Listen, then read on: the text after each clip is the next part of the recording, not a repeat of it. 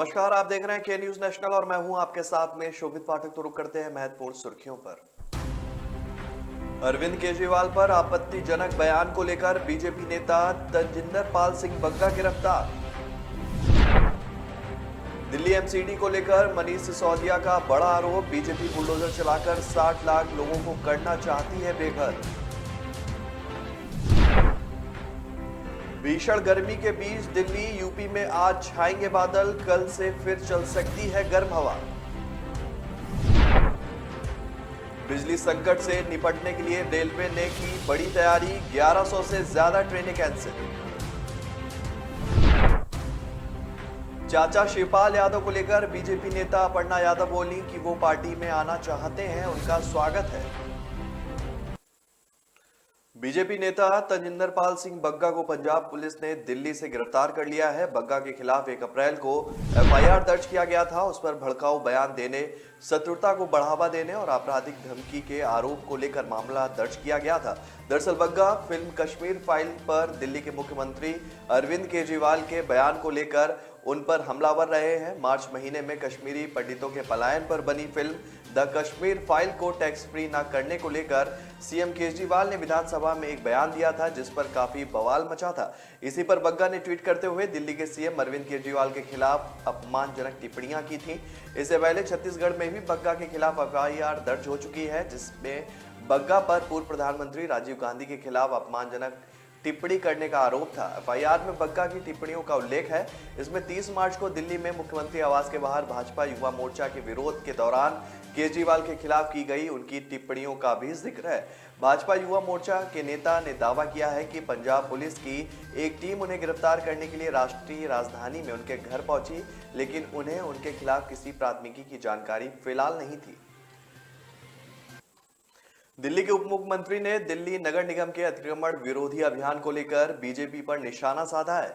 Delhi deputy CM Manish Sisodia ने दिल्ली सचिवालय में आयोजित प्रेस कॉन्फ्रेंस में बीजेपी पर हमला बोलते हुए कहा कि बीजेपी ने निगम से जाते जाते दिल्ली को तहस नहस करने की योजना बनाई और बुलडोजर चलाकर बीजेपी 60 लाख लोगों को बेघर करना चाहती है। डिप्टी सीएम ने कहा कि दिल्ली सरकार लोगों को जहां झुग्गी वहां मकान योजना से मकान देने में जुटी है, वहीं बीजेपी के मेयर और पार्षदों ने फ्लैटों में बालकनी बनाने के नाम पर पैसे खाए और अब उनके आशियानों पर बुलडोजर चला रहे हैं। केंद्र सरकार पहले बीजेपी के मेयर और पार्षदों के घर पर बुलडोजर चलाए। डिप्टी सीएम सिसोदिया ने आरोप लगाते हुए कहा कि दिल्ली नगर निगम में बीजेपी के नेताओं, पार्षदों और महापौर ने मिलकर पिछले 15 सालों से अवैध निर्माण की मंजूरी दी है। बीजेपी के लोगों से अपील है कि कार्रवाई करनी है तो उन पार्षदों और महापौर पर कीजिए जिनके कार्यकाल में यह अवैध निर्माण हुआ है। सिसोदिया ने कहा कि दिल्ली में 1750 कच्ची कॉलोनियां हैं, जहां 14 लाख परिवारों के 50 लाख लोग रहते हैं। दिल्ली यूपी में भीषण गर्मी के बीच एक दिन पहले हुई बारिश के कारण मौसम में कुछ नमी आई है और इस बीच मौसम विभाग के अनुसार दिल्ली यूपी में आज बादल छाए रहेंगे। हालांकि कल से फिर पारा जो है वो चढ़ सकता है और लोगों को गर्म हवाओं का सामना भी करना पड़ेगा। दरअसल हिमाचल प्रदेश के ऊपर कम दबाव का क्षेत्र बना है और इसलिए दिल्ली एनसीआर का मौसम बदला हुआ है। गुरुवार को पूरे दिन बादल छाए रहे और इस कारण राजधानी में गर्मी से कुछ राहत भी मिली। मौसम विभाग का अनुमान है कि शुक्रवार को भी मौसम खुशनुमा रहेगा, बादल छाए रहेंगे, तेज हवा चलेगी। गुरुवार को दिल्ली का औसत तापमान 37 डिग्री सेल्सियस रहा है। शुक्रवार को यह 37 से 39 डिग्री सेल्सियस तक रह सकता है। शनिवार रविवार को भी मौसम ऐसा ही रहने का अनुमान है। कुछ हिस्सों में हल्की बारिश भी हो सकती है। दिल्ली के अलावा पंजाब, हरियाणा, उत्तर प्रदेश में 30 से 40 किलोमीटर प्रति घंटे की रफ्तार से हवा भी चलेगी।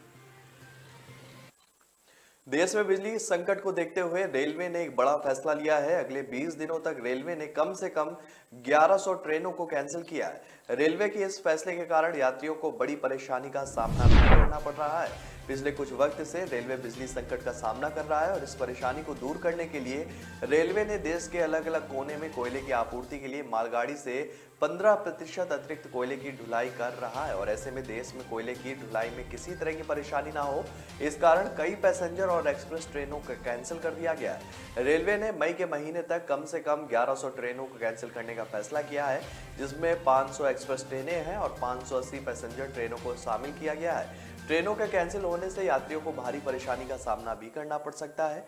देश के कई राज्य इस समय बिजली संकट से जूझ रहे हैं। ऐसे में बिजली संकट को दूर करने के लिए रेलवे अपनी मालगाड़ियों से ज्यादा माल ढुलाई करवा रहा है।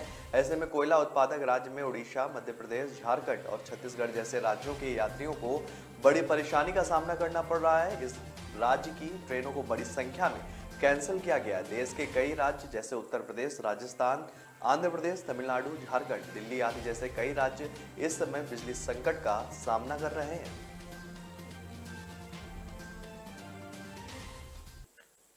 उत्तर प्रदेश में बीजेपी नेता और मुलायम सिंह यादव के परिवार की छोटी बहू अपर्णा यादव ने चाचा शिवपाल यादव को लेकर शुक्रवार को बड़ा बयान दिया। उन्होंने शिवपाल यादव को लेकर कहा कि यदि वे पार्टी में आना चाहते हैं तो उनका स्वागत है। अपर्णा यादव ने चाचा शिवपाल यादव के ट्वीट पर प्रतिक्रिया देते हुए कहा कि मैं तो यह समझती हूं कि वह चाचा का अपना चॉइस है, मैं उनका बहुत सम्मान करती हूं, वह घर के बड़े हैं। अपर्णा यादव ने कहा कि अब मैं बीजेपी के साथ हूं, मेरे आदर्श पीएम मोदी और सीएम योगी हैं और चाचा शिवपाल यादव ने जो भी किया अपने लिए वे खुद जिम्मेदार हैं। आपस में जो भी पॉलिटिकली सही लगता है उन्हें करना चाहिए। अपर्णा यादव ने कहा कि अगर उनका मन होगा तो पार्टी में उनका स्वागत है। अपर्णा यादव ने कहा कि ललितपुर और चंदौली में जो भी घटना हुई वह बहुत निंदनीय है। किसी भी बच्चे के साथ अगर इस प्रकार का जघन्य अपराध हुआ है तो वह बेहद दुखद है। हालांकि यह जांच का विषय है। बीजेपी नेता ने कहा कि हमारी योगी आदित्यनाथ की सरकार ने इस पर कार्रवाई की है और इस पर त्वरित न्याय परिवार को मिलेगा, क्योंकि हमारी सरकार एक्शन लेने वाली सरकार है। उन्होंने कहा है कि अगर कोई भी इस मामले में दोषी पाए जाते हैं तो उन्हें बख्शा नहीं जाएगा। तो ब्रेक पर जाने से पहले रुक करते हैं महत्वपूर्ण सुर्खियों पर। अरविंद केजरीवाल पर आपत्तिजनक बयान को लेकर बीजेपी नेता तजिंदर पाल सिंह बग्गा गिरफ्तार। दिल्ली एमसीडी को लेकर मनीष सिसोदिया का बड़ा आरोप, बीजेपी बुलडोजर चलाकर 60 लाख लोगों को करना चाहती है बेघर। भीषण गर्मी के बीच दिल्ली, यूपी में आज छाएंगे बादल, कल से फिर चल सकती है गर्म हवा। बिजली संकट से निपटने के लिए रेलवे ने की बड़ी तैयारी, 1100 से ज्यादा ट्रेनें कैंसिल। चाचा शिवपाल यादव को लेकर बीजेपी नेता अपर्णा यादव बोली कि वो पार्टी में आना चाहते हैं, उनका स्वागत है। कामयाबी की असली पहचान तभी होती है जब उसकी बुनियाद मजबूत हो, क्योंकि जिन्हें खुद पर भरोसा हो उनकी ताकत कभी कम नहीं होती है। इसलिए भरोसा करिए सिर्फ विकी पावर प्लस टीएमटी बात पर। अब घर बनेगा स्ट्रॉन्ग, चलेगा लाइफ लॉन्ग। ब्रेक के बाद फिर स्वागत है आपका। रुक करते हैं आगे की महत्वपूर्ण खबरों पर। उत्तर प्रदेश में अवैध निर्माण के खिलाफ बुलडोजर की कार्रवाई लगातार जारी है और इसी कड़ी में राजधानी लखनऊ में नगर निगम ने अमीनाबाद के हनुमान मंदिर परिसर के घंटाघर पार्क में अवैध रूप से तैयार दुकानों पर बुलडोजर चलाया। जिस जमीन पर इन दुकानों का निर्माण हुआ था वो नगर निगम का पार्क है। यहाँ अवैध निर्माण के खिलाफ लंबे समय से क्षेत्रीय पार्षद सुनीता सिंघल और उनके पति विनोद सिंघल आवाज उठा रहे थे और इस अवैध निर्माण को लेकर साल 2019 से ही एलडीए की तरफ से नोटिस दी जा चुकी थी। कई बार निर्माण को रुकवाने के भी निर्देश हुए, लेकिन फिर भी निर्माण होता रहा। आखिरकार गुरुवार को नगर निगम ने ध्वस्तीकरण किया। हालात को देखते हुए मौके पर भारी संख्या में पुलिस बल तैनात किया गया। वहीं इस अवैध निर्माण को लेकर मौके पर मौजूद अधिकारी अपना पल्ला झाड़ते एक दूसरे की तरफ इशारा करते हुए दिखे। शहर को बीचों बीच अमीनाबाद जैसी जगह पर इस जमीन की कीमत करोड़ों की है। सवाल ये उठ रहा है कि जब ये निर्माण हो रहा था तब क्यों नहीं रुकवाया गया। ऐसे में इस क्षेत्र के अभियंताओं की भूमिकाओं पर भी सवाल उठना लाजमी है। असल में जहां निर्माण हुआ है वो मार्केट के बीचों बीच है। ऐसे में यह संभव नहीं है कि चोरी छिपे निर्माण हो। जाहिर है कि अवैध निर्माण की जानकारी सभी जिम्मेदारों को थी, लेकिन शायद अपने फायदे के लिए कार्रवाई नहीं की गई। अवैध निर्माण के मामले में आरोपी अशोक पाठक के खिलाफ एफआईआर की गई है। साथ ही अवैध निर्माण गिराने में जो खर्च आया है वो भी वसूला उन्हीं से जाएगा। बीजेपी सांसद ब्रजभूषण शरण सिंह ने मनसे प्रमुख राज ठाकरे से अयोध्या आने से पहले उत्तर भारतीयों से माफी मांगने को कहा है। राज ठाकरे ने 5 जून को अयोध्या का दौरा करने की बात कही है। सांसद ब्रजभूषण शरण सिंह ने कहा कि उन्हें पहले उत्तर भारतीयों से माफी मांगनी चाहिए, जिसके खिलाफ उन्होंने जहर उगला है। अब वे अयोध्या आ रहे हैं, अगर वह बिना माफी मांगे आए तो मैं उनकी यात्रा का विरोध करूंगा। सिंह ने आरोप लगाया कि राज ठाकरे ने हमेशा उत्तर भारतीयों का विरोध किया है, यहां तक कि महाराष्ट्र में उन पर हमला किया गया। ब्रजभूषण शरण सिंह उत्तर प्रदेश के कैसरगंज से बीजेपी सांसद हैं। आपको बता देंगे सांसद ब्रजभूषण शरण सिंह ने सिलसिलेवार 3 ट्वीट करते हुए राज ठाकरे पर जुबानी हमला किया है। उत्तर भारतीयों को अपमानित करने का आरोप लगाते हुए उनसे माफी की मांग की है। उन्होंने ट्वीट किया कि उत्तर भारतीयों को अपमानित करने वाले राज ठाकरे को अयोध्या की सीमा में घुसने नहीं दूंगा। अयोध्या आने से पहले सभी उत्तर भारतीयों से हाथ जोड़कर उन्हें माफी मांगनी चाहिए। उत्तर प्रदेश के मुख्यमंत्री योगी आदित्यनाथ मुख्यमंत्री पद की शपथ लेने के बाद आज दूसरी बार अयोध्या पहुंचे। इससे पहले वह 1 अप्रैल को अयोध्या आ चुके हैं। इस बार मुख्यमंत्री योगी आदित्यनाथ करीब 22.5 घंटे अयोध्या में फिलहाल रुकेंगे। मुख्यमंत्री का हेलीकॉप्टर रामकथा पार्क हेलीपैड पर लैंड हुआ, जिसके बाद वह हनुमानगढ़ी और रामलला का दर्शन करने पहुंचे। उसके बाद सीधे अयोध्या के बेगमपुरा स्थित मलिन बस्ती में दलित बसंती के आवास पर वो कुछ ही देर बाद भोजन करेंगे। मुख्यमंत्री के आगमन को लेकर सड़कों को मजबूत किया गया, नालियों को ठीक किया गया, गलियों की साफ सफाई की गई। लगभग 1 घंटे मुख्यमंत्री योगी आदित्यनाथ बेगमपुरा में दलित बस्ती के घर में जो है बसंती के यहाँ रुकेंगे, जहां पर मुख्यमंत्री योगी आदित्यनाथ के साथ मौजूद स्थानीय विधायक सांसद भी दलित के घर भोज में शामिल होंगे। मुख्यमंत्री योगी आदित्यनाथ अयोध्या के गुप्तार घाट में विशालकाय महाराणा प्रताप की प्रतिमा का भी अनावरण करेंगे। महिला सशक्तिकरण और बाल विकास खाद्य आपूर्ति मंत्री रेखा आर्य हल्द्वानी पहुंची। यहां उन्होंने कहा कि उत्तराखंड राज्य के अंदर गरीबों के राशन में बिल्कुल भी गड़बड़ी बर्दाश्त नहीं की जाएगी।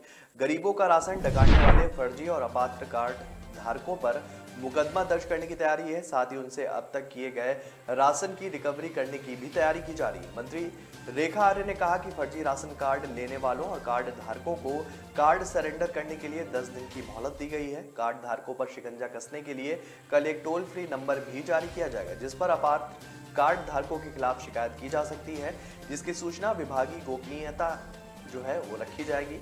उत्तराखंड राज्य में लिंगानुपात पर महिला एवं बाल विकास मंत्री रेखा आर्या ने कहा कि बेटियों को आगे बढ़ाने के लिए बेटी बचाओ बेटी पढ़ाओ पोषण अभियान पर जोर दिया जा रहा है। नैनीताल जिले में बेहतर लिंगानुपात होने पर उन्होंने खुशी भी जाहिर की और कहा कि उत्तराखंड राज्य के अंदर बेटियों के लिए चलाई जा रही योजना से अभिभावकों को उनकी बेटी जो है अब बोझ नहीं लगेगी।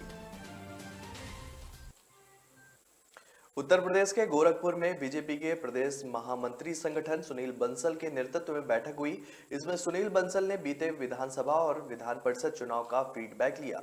इसके साथ ही आगामी दिनों में होने वाले कार्यक्रमों और संगठन की संरचना को भी और अधिक मजबूत बनाने पर जोर दिया। बैठक में नगर निकाय चुनाव और लोकसभा चुनाव में संगठन की मजबूती पर चर्चा हुई। कुछ बूथ जहां पर बूथ कमेटियां नहीं है, वहां भी 1-2 महीने में बूथ को एक्टिव करने पर चर्चा की गई। बूथ इकाई के साथ पन्ना प्रमुख को स्थानीय संरचना में ले लिया गया है। बीजेपी गोरखपुर क्षेत्र की बैठक को बेनीगंज पार्टी कार्यालय में जो है आयोजित की गई थी। आगामी कार्यक्रमों के साथ बीते विधानसभा और विधान परिषद चुनाव की समीक्षा के साथ जो है संगठन की संरचना को मजबूत बनाने पर भी जोर दिया गया। तो ब्रेक पर जाने से पहले रुक करते हैं महत्वपूर्ण सुर्खियों पर। अरविंद केजरीवाल पर आपत्तिजनक बयान को लेकर बीजेपी नेता तजिंदर पाल सिंह बग्गा गिरफ्तार। दिल्ली एमसीडी को लेकर मनीष सिसोदिया का बड़ा आरोप, बीजेपी बुलडोजर चलाकर 60 लाख लोगों को करना चाहती है बेघर। भीषण गर्मी के बीच दिल्ली यूपी में आज छाएंगे बादल, कल से फिर चल सकती है गर्म हवा। बिजली संकट से निपटने के लिए रेलवे ने की बड़ी तैयारी, 1100 से ज्यादा ट्रेनें कैंसिल। चाचा शिवपाल यादव को लेकर बीजेपी नेता अपर्णा यादव बोली कि वो पार्टी में आना चाहते हैं, उनका स्वागत है। न ऐश का न द्वेष का, यह दंगल है देश का। सुलगती समस्याओं के जुलसते सवालों का होगा दंगल देश का। प्रशासन के प्रश्नों को लेकर होगा दंगल देश का। शिक्षा, स्वास्थ्य, समाज, कानून और व्यवस्था के आज क्या है हालात। सोमवार से शुक्रवार रोज रात 8 बजे जलपा क्षत्रिय के साथ दंगल देश का। ब्रेक के बाद फिर स्वागत है आपका। रुक करते हैं आगे की खबरों पर। किसान नेता राकेश टिकैत गुरुवार को 23 किसान संगठनों के साथ लखीमपुर खीरी पहुंचे। संयुक्त किसान मोर्चा ने लखीमपुर खीरी में जिलाधिकारी महेंद्र बहादुर सिंह और पुलिस अधीक्षक संजीव सुमन के साथ बैठक की। बैठक में किसान नेता ने अपनी मांगे भी रखी। संयुक्त किसान मोर्चा के सदस्यों ने भी अपनी बात रखी। बैठक के बाद राकेश टिकैत ने कहा कि जब तक लखीमपुर खीरी मामले का हल नहीं निकलता है तब तक हम ऐसी बैठकें करते रहेंगे और जिलाधिकारियों से लगातार मिलते रहेंगे। जब तक लखीमपुर खीरी का मुकदमा चलता रहेगा तब तक हम यहां आते रहेंगे। राकेश टिकैत ने तिकुनिया कांड में मारे गए मृतक परिवार से मिलकर बातचीत भी की। राकेश टिकैत ने कहा कि पीड़ित परिवारों के सभी लोगों के असलहे बनवाए जाएं, साथ ही उनके परिजनों को नौकरी दिलाने की मांग की। वहीं जिलाधिकारी महेंद्र बहादुर सिंह ने कहा कि सरकारी नौकरियों के लिए तो शासन से ही बात करें, हम लोग यहां पर चीनी मिल में नौकरी दिलवाने का प्रयास कर सकते हैं। किसान नेताओं ने बताया है कि केंद्रीय गृह राज्य मंत्री अजय मिश्र टेनी की बर्खास्तगी होनी चाहिए और उन्हें मुलाजिम भी बनाए जाने की मांग की गई है। किसान नेताओं ने बताया कि अगर ऐसा नहीं करते हैं तो हम लोग कभी भी आंदोलन कर सकते हैं। उन्होंने कहा कि अंदर जो किसान लोग बंद हैं वो निर्दोष हैं। इस मामले में पुलिस अधीक्षक संजीव सुमन ने कहा कि यह जिला स्तर का मामला नहीं है, सुप्रीम कोर्ट के सभी कुछ संज्ञान में है, जो कुछ हो सकता है आप लोग वहीं जाइए। केजरीवाल सरकार ने दिल्ली को स्टार्टअप हब बनाने की दिशा में बड़ा कदम उठाया है। मुख्यमंत्री अरविंद केजरीवाल की अध्यक्षता में कैबिनेट ने उद्योग विभाग की दिल्ली स्टार्टअप पॉलिसी 2021 से जुड़े प्रस्ताव को मंजूरी दे दी है। अब दिल्ली सरकार अपना उद्यम शुरू करने वाले लोगों को बिना गारंटी लोन और दूसरी सुविधाएं भी मुहैया कराएगी। केजरीवाल ने बताया कि दिल्ली की अब अपनी स्टार्टअप पॉलिसी होगी। बच्चों को हुनरमंद बनाने के लिए बिजनेस ब्लास्टर व उद्यमिता का पाठ अब कॉलेजों में भी शुरू किया जाएगा। कॉलेज में बच्चे बिजनेस के आइडिया तैयार करेंगे और सरकार मदद करेगी। यही नहीं, कॉलेज का कोई भी विद्यार्थी अगर स्टार्टअप शुरू करना चाहता है तो वह 1 से 2 साल तक की छुट्टी भी ले सकेगा। इसमें सरकार युवाओं को अपना उद्यम शुरू करने में मददगार बनेगी। स्टार्टअप पॉलिसी को लागू करने के लिए 3 कमेटियां बनेंगी और पहली स्टार्टअप पॉलिसी मॉनिटरिंग समिति की अध्यक्षता दिल्ली सरकार के वित्त मंत्री करेंगे। इसमें दिल्ली सरकार के उद्योग मंत्री और दूसरे राज्य विभाग के वरिष्ठ प्रतिनिधि सदस्य भी शामिल होंगे। केदारनाथ धाम के कपाट शुभ मुहूर्त में आज सुबह 6:25 पर खोल दिए गए। अब 6 माह तक बाबा के भक्त धाम में ही आराध्य के दर्शन एवं पूजा अर्चना कर सकेंगे। बाबा के मंदिर को 10 क्विंटल फूलों से सजाया गया। वहीं बृहस्पतिवार को भगवान केदारनाथ की पंचमुखी डोली भक्तों के जयकारों के बीच अपने धाम पहुंची। विधि विधान के साथ बाबा की डोली को मंदिर के समीप विराजमान किया गया, साथ ही अन्य धार्मिक परंपराओं का निर्वहन किया गया। आज सुबह 6:25 पर केदारनाथ के जयकारों के बीच भगवान केदारनाथ के कपाट भक्तों के दर्शनार्थ के लिए खुल गए। बाबा की पंचमुखी मूर्ति केदार मंदिर में विराजमान हुई। विधि विधान और धार्मिक परंपराओं के तहत भगवान केदारनाथ के कपाट खोले गए। प्रधानमंत्री नरेंद्र मोदी के नाम से ही पूजा की गई। वहीं मुख्यमंत्री पुष्कर सिंह धामी ने पूजा अर्चना कर बाबा केदारनाथ का आशीर्वाद लिया। बल्कि बाबा केदारनाथ के उत्सव डोली को मुख्य पुजारी द्वारा भोग लगाया गया और नित्य पूजाएं की गई। भाजपा की केंद्रीय चुनाव समिति ने चंपावत विधानसभा सीट पर उपचुनाव के लिए मुख्यमंत्री पुष्कर सिंह धामी को प्रत्याशी घोषित कर दिया। पार्टी के राष्ट्रीय महासचिव व मुख्यालय प्रभारी अरुण सिंह ने इस संबंध में जानकारी दी। धामी 9 मई को पर्चा दाखिल करेंगे। इस मौके पर पार्टी के कई दिग्गज जुटेंगे। पार्टी के प्रदेश महासचिव कुलदीप कुमार के मुताबिक चंपावत उपचुनाव में नामांकन के दिन प्रदेश प्रभारी दुष्यंत गौतम, प्रदेश सह प्रभारी रेखा वर्मा, प्रदेश अध्यक्ष मदन कौशिक समेत कई प्रमुख नेता जो है मौजूद रहेंगे। उधर पार्टी के सूत्रों के मुताबिक नामांकन वाले दिन प्रदेश सरकार के कई मंत्रियों और पार्टी पदाधिकारियों और कुमाऊं मंडल के तकरीबन सभी पार्टी विधायकों के जुटने की भी संभावना है। नामांकन वाले दिन धामी के समर्थन में पार्टी एक भव्य चुनावी सभा भी करेगी। पार्टी के प्रदेश महामंत्री कुलदीप कुमार के मुताबिक 1-2 दिन में पार्टी चंपावत उपचुनाव में प्रचार के लिए टीमों का गठन भी कर देगी। सूत्रों का कहना है कि चंपावत विधानसभा सीट के आसपास जिलों व विधानसभा क्षेत्रों के विधायकों, पदाधिकारियों और कार्यकर्ताओं को चुनाव प्रचार की जिम्मेदारी सौंपी जाएगी। पंजाब में लुधियाना पश्चिम से आम आदमी पार्टी के विधायक गुरप्रीत गोगी का एक वीडियो जमकर सोशल मीडिया पर वायरल हो रहा है। यह वीडियो उनके करोड़ों रुपए की कार में चलने का है। दरअसल वह बुधवार को पीले रंग की पॉर्श गाड़ी में अपने ऑफिस पहुंचे। उनकी करोड़ों रुपए की गाड़ी देखकर हर कोई हैरान हो गया। ऐसा इसलिए कि गुरप्रीत गोगी विधानसभा चुनाव से पहले अपना नामांकन कराने स्कूटर से पहुंचे थे और इसे लेकर उनकी चर्चा भी हुई थी। अब विधायक गुरप्रीत का जो वीडियो वायरल हो रहा है उसमें पीले रंग की पोर्श कार दफ्तर के बाहर खड़ी हुई है। वायरल वीडियो में देखा जा सकता है कि एक शख्स कपड़ा लेकर कार को साफ कर रहा है। तभी विधायक दफ्तर से एक शख्स के बाहर निकलते अपने अंदाज में कार में बैठते हैं और कार का रूफ और बैक साइड खुल जाता है और वह कार में बैठकर निकल जाते हैं। जानकारी के मुताबिक इस पर सवाल किए जाने पर उन्होंने कहा कि यह कार उनके बेटे की है और इस वीडियो के बाद जो विपक्षी दल हैं वो उन पर हमलावर हो गए हैं। तो फिलहाल इस बुलेटिन में मेरे साथ इतना ही। आगे की खबरों के लिए बने रहिए के न्यूज नेशनल के साथ।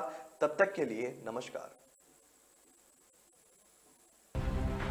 अरविंद केजरीवाल पर आपत्तिजनक बयान को लेकर बीजेपी नेता तजिंदर पाल सिंह बग्गा गिरफ्तार। दिल्ली एमसीडी को लेकर मनीष सिसोदिया का बड़ा आरोप। बीजेपी बुलडोजर चलाकर 60 लाख लोगों को करना चाहती है बेघर। भीषण गर्मी के बीच दिल्ली यूपी में आज छाएंगे बादल। कल से फिर चल सकती है गर्म हवा। बिजली संकट से निपटने के लिए रेलवे ने की बड़ी तैयारी। 1100 से ज्यादा ट्रेनें कैंसिल। चाचा शिवपाल यादव को लेकर बीजेपी नेता अपर्णा यादव बोली कि वो पार्टी में आना चाहते हैं, उनका स्वागत है।